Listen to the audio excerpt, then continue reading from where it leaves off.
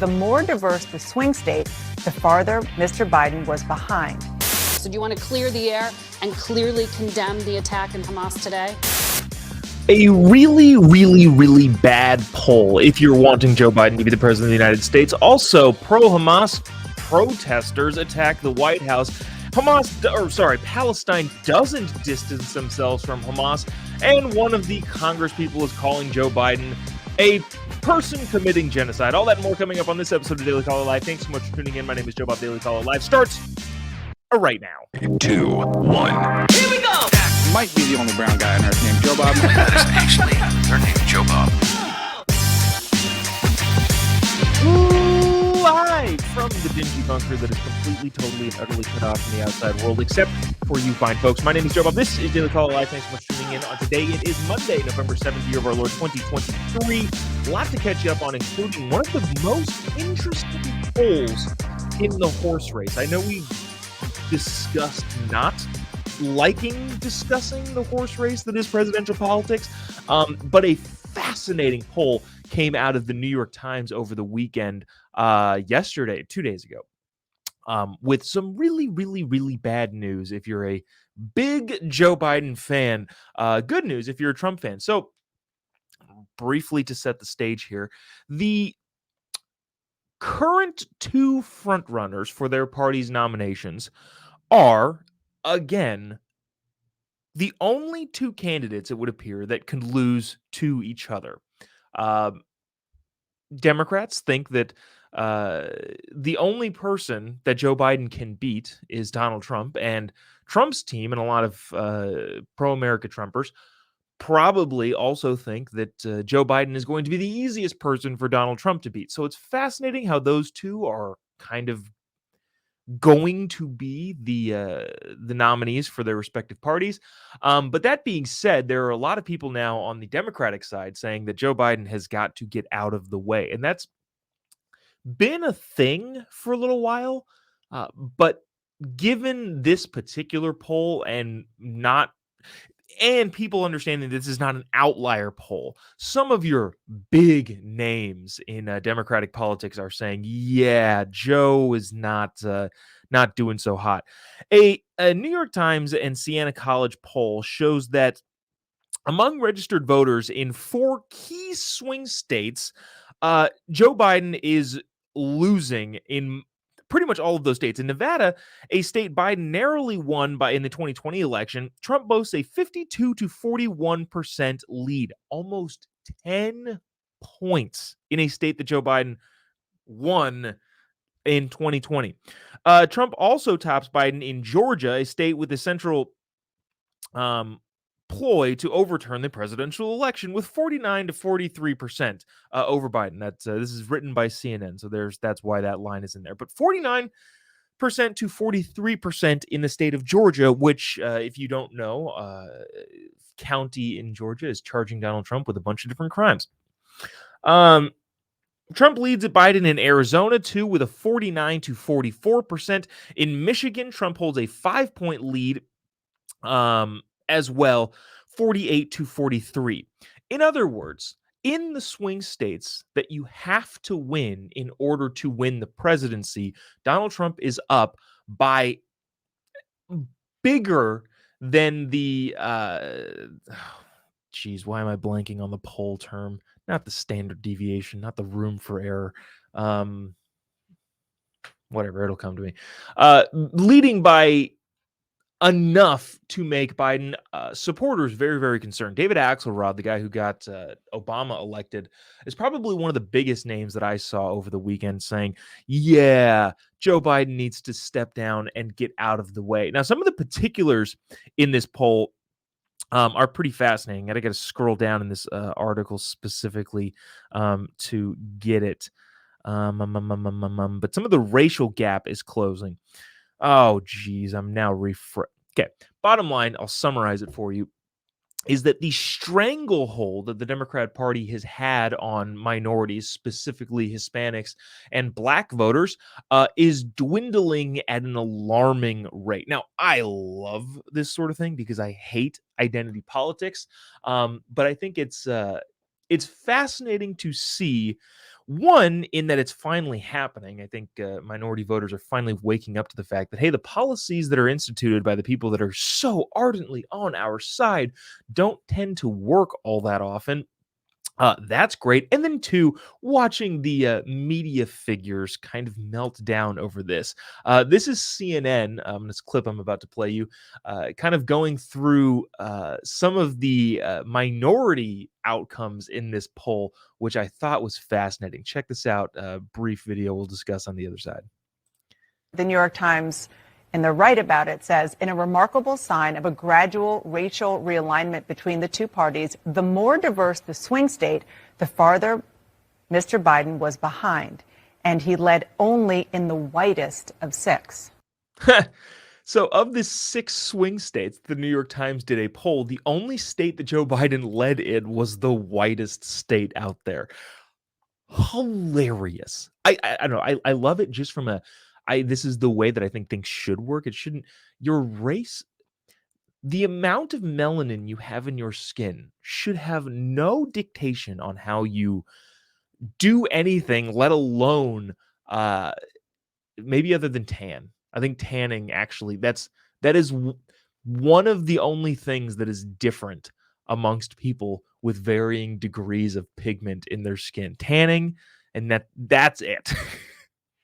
But the way that you look at the world politically shouldn't have any bearing on your race. Shouldn't have any bearing on how you look at the world politically. That seems like an obvious one, but of course, lefties have been trying to push that sort of thing for a very, very, very long time. But just to restate what she said, in the 6 swing states that this poll kind of encapsulated, the only state that Joe Biden was winning was the whitest state. That's racism. The Democratic Party in their racism rears its ugly head yet again. And I like, the more diverse the state, the bigger lead that Trump had.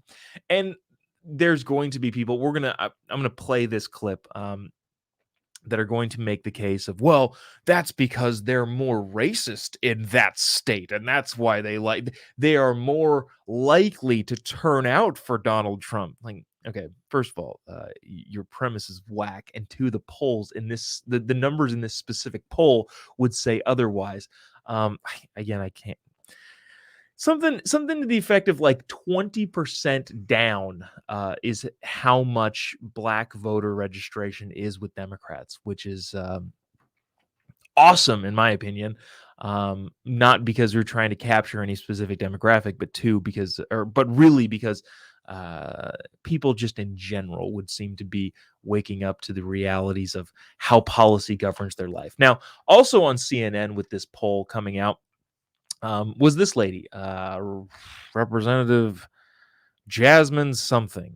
She's a Democrat, happens to be a black lady, talking about why it might be that minorities, black people specifically, are going the opposite direction politically than they have for the last, 70 years, 50 years. Watch this attempt to explain it all away.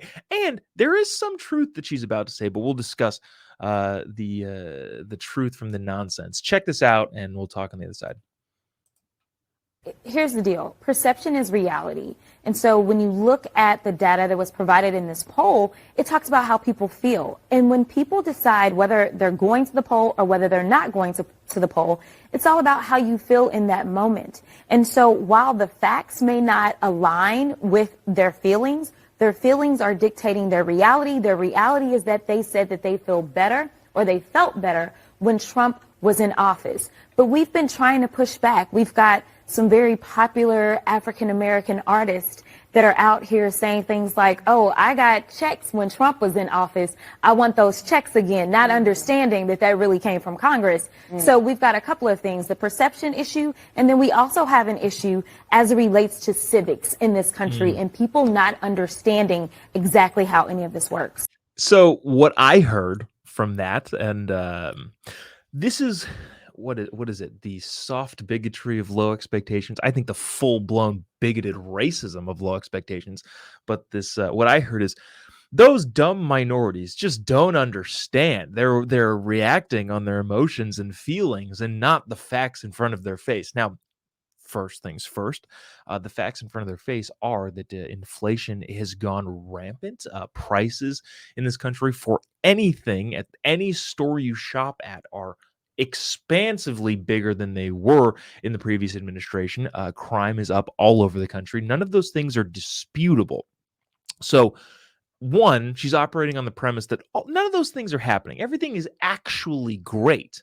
And then, secondly, she's trying to say that, well, things are actually great, and some of these voters that are skewing towards the conservative side of the policy argument just don't understand how great things are. So, two pretty big major errors in your thinking there, Miss Crockett, Democrat from Texas. But overall, the poll is rough when it comes to the presidential race for Joe Biden. Now, whether he stays in, I don't know if this is a controversial or hot take, but I got worried when I saw this because I think Joe Biden is an unbelievably beatable candidate at the presidential level, and I want him to run. If we're looking at this specifically as a person who wants a conservative viewpoint in the White House, are we more likely to get that with Joe Biden running or Gavin Newsom or Gretchen Whitmer or I'm blanking on the dude's name from Pennsylvania, the governor of Pennsylvania, Ship? Anyways, what is the better likelihood of a conservative winning the presidential election? I think against Joe Biden.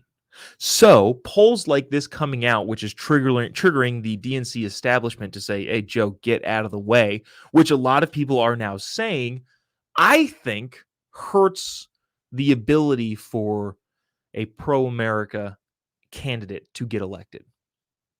I would like them to realize this after Joe Biden is the only one left in the race. And I understand there are not any quote unquote serious candidates currently in the race. But if you don't think Kamala Harris, Josh Shapiro, that's the governor of Pennsylvania, I think. Oh, that could be wrong. Anyways, if you don't think that Kamala Harris and Gavin Newsom and probably Gretchen Whitmer are running for president this cycle, I think you're a crazy person. That's clearly, obviously what's happening. I also was talking to somebody the other day, and they're like, "Oh, Gavin's shaping up for 2028." No, he's not. He's termed out of the governorship next cycle. So in 2026, Gavin will no longer be the governor. And you know how much attention is given to former governors? Pretty much none. Like, do for yourself. And maybe you're super into the weeds in politics, but maybe you're not. The state next door to you, just whatever state that you live in, any of the states that touch your state, who was their last governor? Do you know? Probably not. And the point I'm trying to make is that once Gavin Newsom is no longer the governor of the state, he is politically irrelevant. Maybe he goes and tries to take up a Senate seat, but I doubt it. Maybe he assumes that Joe Biden is going to win and therefore can get appointed to some cabinet seat. Doubt it. All I'm saying is Gavin Newsom is running now. His time is now. He has to run now.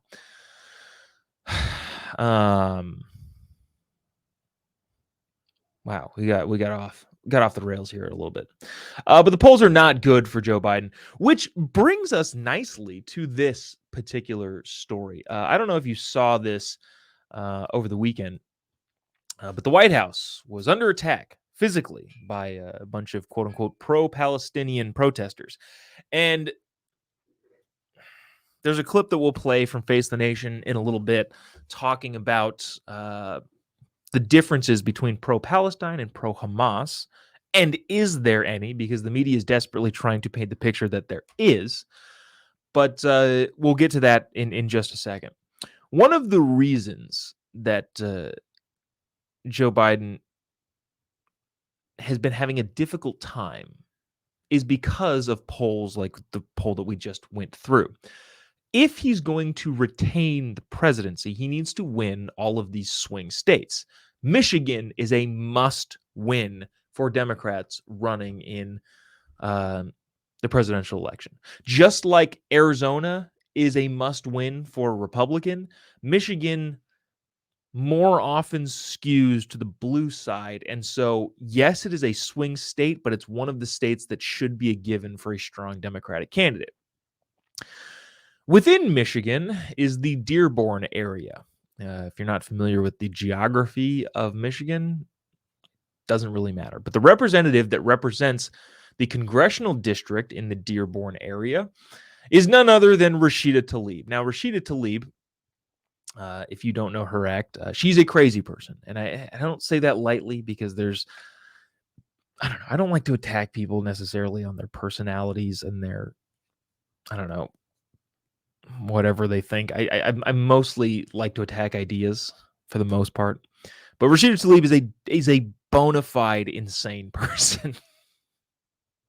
What did she say when she got elected? There was something super controversial that she said about Donald Trump. Like, we're going to, I don't know. I don't want to put words in her mouth, but I'm sure you can look it up and I'm sure you can find what Rashida Tlaib said. Oh, I think she said F him. Just F Donald Trump on a microphone in front of her own supporters when she won the seat. But anyways, Rashida Tlaib is a bona fide crazy person. And over the weekend said that Joe Biden is committing genocide by supporting Israel. Now, obviously, people are pushing back against that. Joe Biden currently has, I think, the correct take on Israel, as does Hillary Clinton and a bunch of other Democrats, correctly saying that, yeah, Palestine, Hamas, and their governorship of the Gaza Strip is terrible, and their terrorist attacks are awful, but they're getting pushback from the left side of their aisle. Now, the reason that this is a problem for Joe Biden is you have to win the area that the person saying that you're committing genocide represents. Talk about a conundrum. The only reason Joe Biden and the administration hasn't come out in full force against the squad member Rashida Tlaib is that they desperately need Dearborn, Michigan to win the presidential election. What a fascinating conundrum that the president is in. But all that being said, people that align with Rashida Tlaib's thinking and view of the world attacked the White House over the weekend. And yes, I do mean literally attacked the White House. We're climbing up on the White House fences, verbally abusing the Secret Service offices. Now, again, I'm all about free speech. Fine, march in the streets. Let the world see how dumb you are and how bad your ideas can be. But at the same time, there are lines. I think trying to scale the White House fence is a line that once you cross is no bueno. So I'm going to play you some clips. These are unedited, so you can, again, if you have tender, soft ears, I would refrain from listening or put it on mute. But these are some views of Washington, D.C. over the weekend, and we just want to free the Palestinian people. This is how they go about showing and voicing that opinion. Check it out.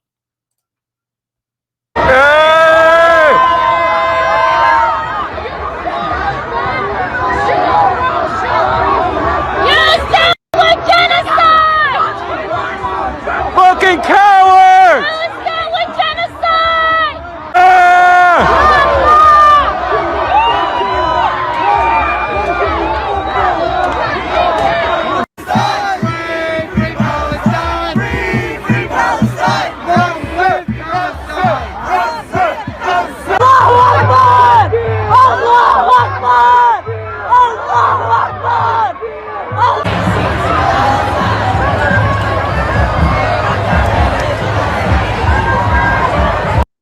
Yeah, remember, I don't know if you remember when Donald Trump wanted to take a photo op across the street from the White House, and they were like, they gassed all of the protesters. That turned out to be just not true.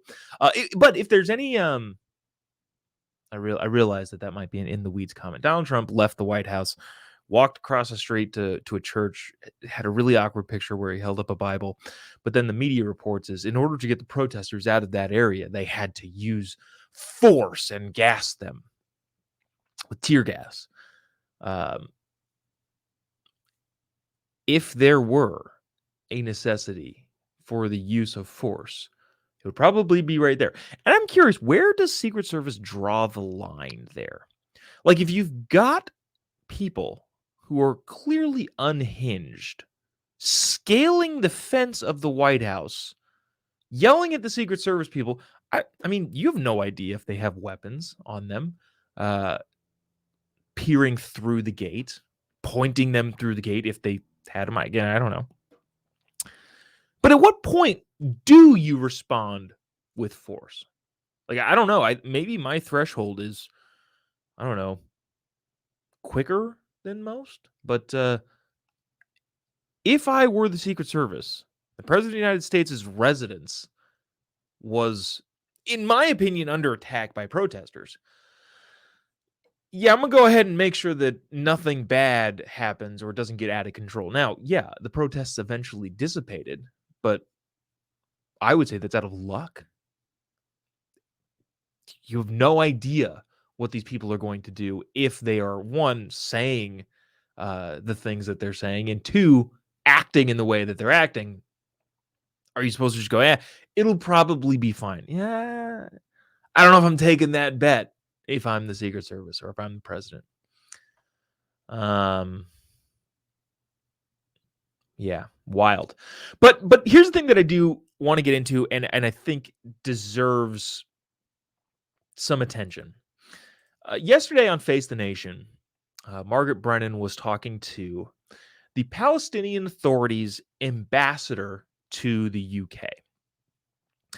Now, all of those quote-unquote protesters, I would call them rioters, that were attacking the White House, climbing the fence, yelling things at the Secret Service, the question I think that everybody asks is, how much can you separate the innocent people of Palestine and Hamas, the terrorist organization? And it would seem that the gap between those two groups is closing rapidly. Now, the media would like to have you think, no, they're totally separate things. Palestine is just a group of people that want peace in the region and to be able to retain the land that they believe they're entitled to. And Hamas is just a terrorist, terrible organization. Nobody seems to consistently mention that, hey, Palestine, the Gaza Strip, whether or not you put the West Bank and the Gaza Strip together in Palestine or as part of quote unquote Palestine, the Palestinian people, Hamas won the elections there by obviously a majority. Now, obviously, you got to account for corruption and all that sort of stuff, but Hamas is the governing body in that region. So the gap between, and a lot of polls, and I know polls are not necessarily the most relatable thing in that part of the world, but a lot of the polls would also say that if a new election was held today, Gazans, Palestinian Gazans, would vote for Hamas again.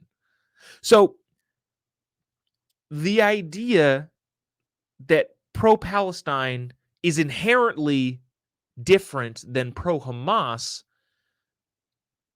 is somewhat of a difficult argument to make. Now, on Face the Nation, that argument was made even more difficult when, like I said, the Palestinian Authority representative, ambassador to the UK, went on and refused to condemn the terrorist attacks on October 7th. I want you to watch this. I don't know how long we're going to play it because he goes on and rambles quite a bit about just a bunch of nonsense. But he does not condemn the October 7th attacks in any way, shape, or form. And this guy is quote unquote he's the representative of just the poor people of Palestine, not the terrorist organization, yet doesn't condemn the terrorists. Watch this. Palestinian Authority hasn't condemned Hamas adequately and those October 7th attacks. So do you want to clear the air and clearly condemn the attack in Hamas today? No, I want to clear the record. First of all, the Palestinian Authority is not what represents the Palestinian people. It's the PLO. It's the Palestine Liberation Organization. I represented the PLO in Washington. Now I represent the PLO in London. The PA does not have external arms. The sole legitimate representative of the Palestinian people is the PLO. Number two, let me clarify another matter. All right. Okay. So we don't need to watch really much any more of that. I want to play you the very end of it because I thought that was fascinating. But basically, you heard the question point blank. She said, do you want to condemn Hamas? And he said, no, I want to clear the record. Okay, what does that mean? Now, he then goes on to make an argument of like, well, the Hamas is not the actual governing body. We are the actual governing body. But that is completely irrelevant to whether you can say, yeah, that was bad. You can even tip your hat if you want. Not if you want. I don't think you should. But he could, rhetorically speaking, we condemn the loss of life on all sides. He can even play that nonsense card, but he doesn't. He instead says, no, I'm not going to condemn it, really in any way, shape, or form. Instead, I want to spin my own BS. And so, again, Palestine, the poor Palestinian people, and the terrorist organization of Hamas, the difference between those two groups seems to be closing and closing rapidly, considering that the Palestinian Authority ambassador to the UK and former ambassador to the United States won't offer a separate distinction. So when somebody is I'm just pro-Palestine, I'm not pro-Hamas, it's increasingly a more and more difficult argument to make. Now, fast forward to the end of this interview. He's kind of rambling on and continuing to go. Listen to Margaret Brennan's voice on Face the Nation as she kind of realizes, holy crap, this guy's nuts.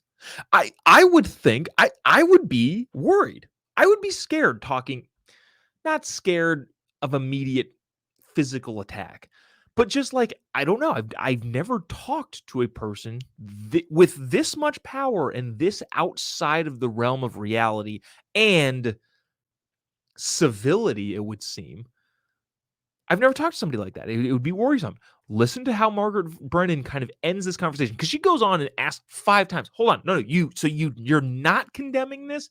And he just never did.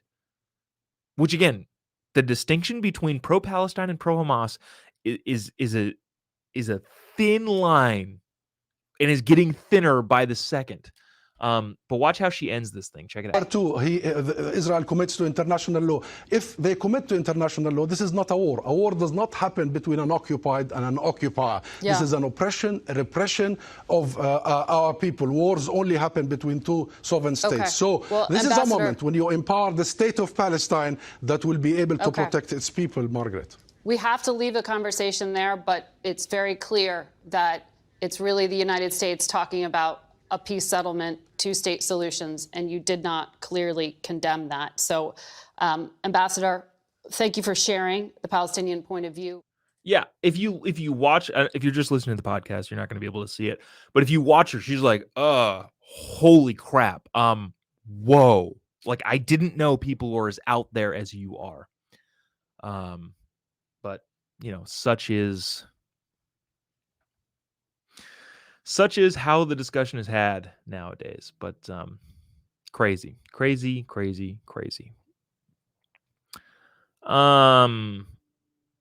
is an interesting point. Just scanning the comments. Jeff says, but wait, hasn't she interviewed Hillary?